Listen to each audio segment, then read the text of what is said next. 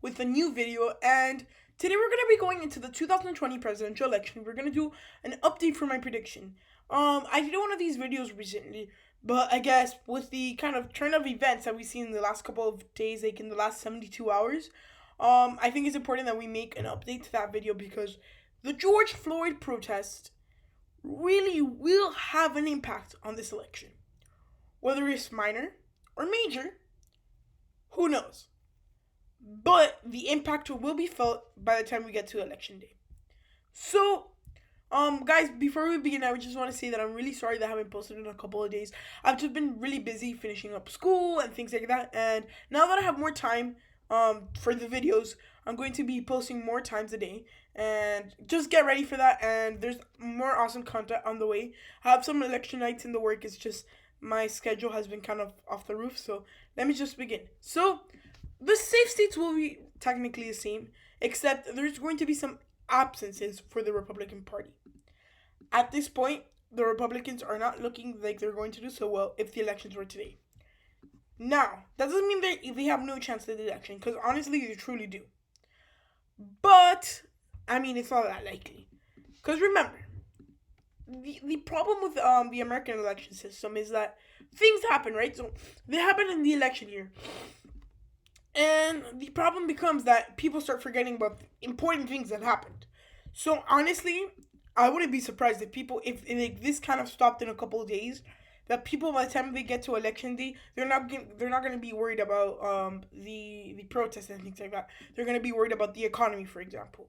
Which again, I think the biggest factors of this election will definitely be the economy and the handling of the coronavirus, and honestly also the simple management of these riots and police brutality was something that will be talked about this election season, and we're going to be seeing a lot more interesting and a closer election season in that. So let's go in and start filling our likely states. So at this point, states like Minnesota, states like Michigan, states like Pennsylvania will go into the likely column. Why? Well, first of all, you're gonna have to consider that these states are kind of at the heart of many protests. Michigan was in the heart of the COVID protest, but that was more the Republicans of the state. But still, state of Michigan, you will see a lot of big protests. For example, in Detroit, they've been very big protests for the death of George Floyd, and you're going to see very big Black Lives Matter movement nationwide. What does this mean? Well, the urban areas are going to come out more and more for Joe Biden, and suburban areas, I think, will divide more and go a little bit more to the Republicans than in a couple last years. So this means that, first of all, the country will be more divided than ever. Those who were like leaning Democratic and they were sort of Republicans, they're going to move back a little more. Because I think, honestly, some of the cities have not done a good job managing the protests and things like that. I know for a fact that cities like in New Jersey and cities in Florida, some of them have done exceptional jobs at keeping the protests peaceful, which at the end of the day might kind of make a lot of the voters happy. So in Michigan and Pennsylvania, there's just a very big amount of protests, a big African American population in that.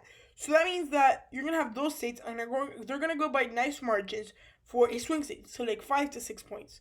Same thing in the state of Colorado, same thing in the state of Nevada, and same thing in the state of Virginia, and same thing in the state of New Hampshire.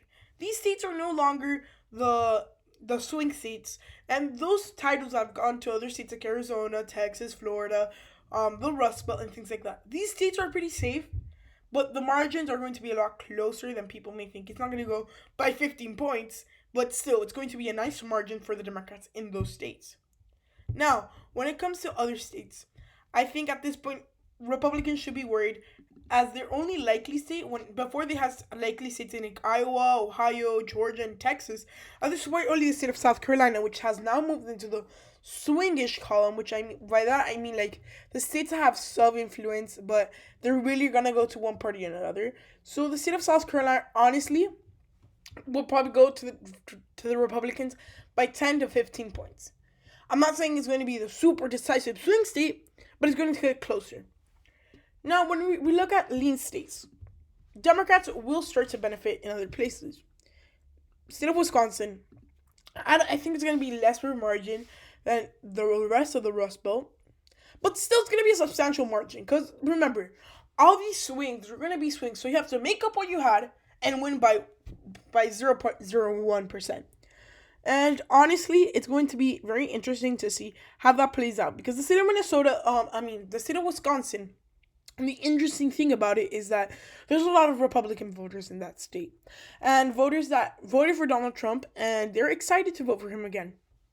But honestly, amid all these protests and things like that, areas like Milwaukee will substantially go for the Democrats and by bigger margins, and that would kind of even out the voters that didn't come back. So I think the state of Wisconsin will go to Joe Biden in this scenario. And we can say the same thing about states like Arizona. Look, Arizona was looking like it was probably going to go to Joe Biden by a lot more. But, look, it narrowed down a little more, and you could have seen Donald Trump easily winning it. But now, since we have all of this going on, I think, honestly, Arizona is going to go narrowly to the Democrats, but narrowly in, a comfortable margin, 2 to 3%. And look, the state of Arizona, it's a very weird state when it comes to demographics. You have a lot of white voters, you have a lot of Latino voters, there's a heavy African American population in some parts of the state, and there's a lot of Native American population in the state. So it's this really big mix of voters, which actually might help out the Democrats in the sense of kind of demographic-wise. Now, I think those are all our Democratic lean states. But when it comes to these districts up here, the state of Maine, honestly, is going to go by a lean margin to Donald Trump.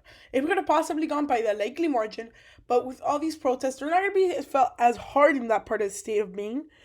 But still, it's considerable, and it's going to have an impact nationwide. When it comes to the rest of these states, I think the state of Texas will honestly go by a lean margin for Donald Trump.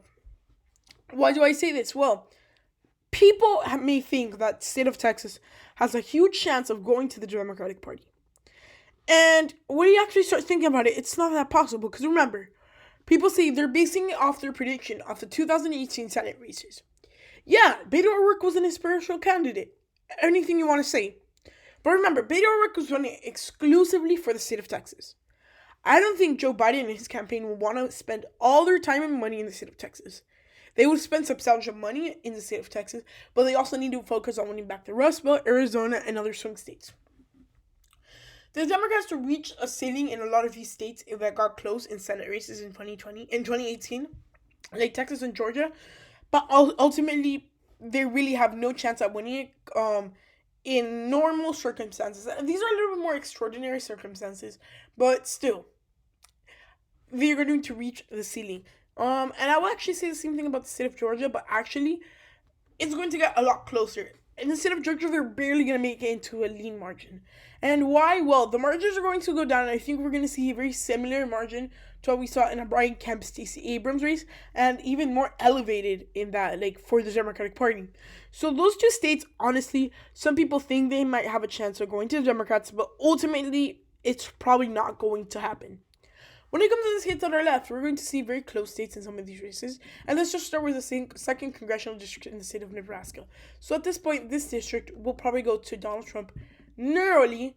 And why do I think that? Well, remember that this district is progressive, but they have a really weird mix of progressive voters in the sense that they're not minority voters. There's a nice population of minorities in that area, in that congressional district.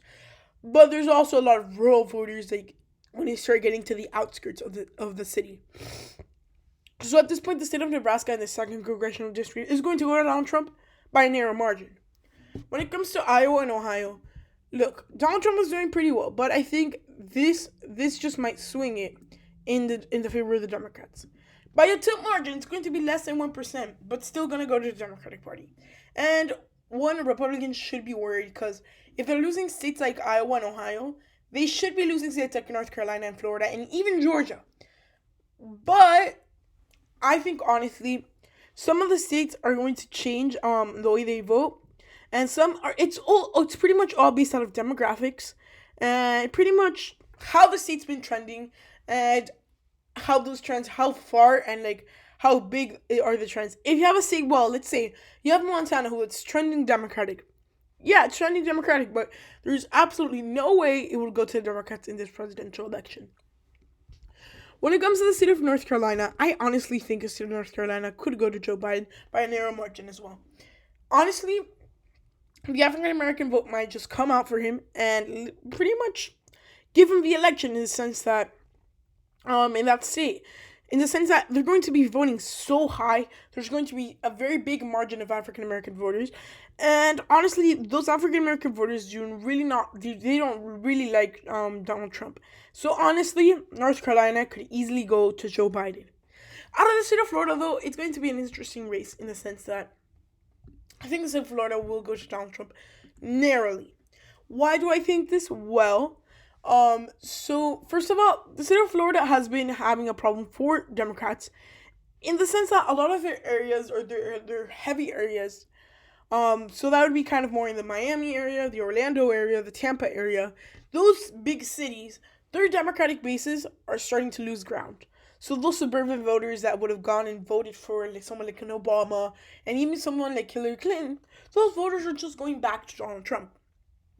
And Donald Trump really would have a nice time because he would pull up those margins in the northern parts of the state where you see more rural and like more southern borders. And then when it comes to the southern parts of the state where it's more suburban and more urban areas, Donald Trump is doing pretty good at keeping up his margins and things like that. So even though with higher African American turnout in the state of Florida, I think Donald Trump will still win narrowly. So guys, this brings my prediction to 210 electoral votes for Donald Trump and Joe Biden at 328. So currently this is what it's going to be looking like if the election were to held today. And honestly, I think by the time that we get there, things will change a lot when it comes to scandals and the effects of these protests and things like that. So guys, I want to thank all of you for watching. I hope you enjoyed the video. And yeah, so comment down below with what you think about the prediction and things like that. And I'll be putting out more videos today. And I hope you liked the video. Goodbye.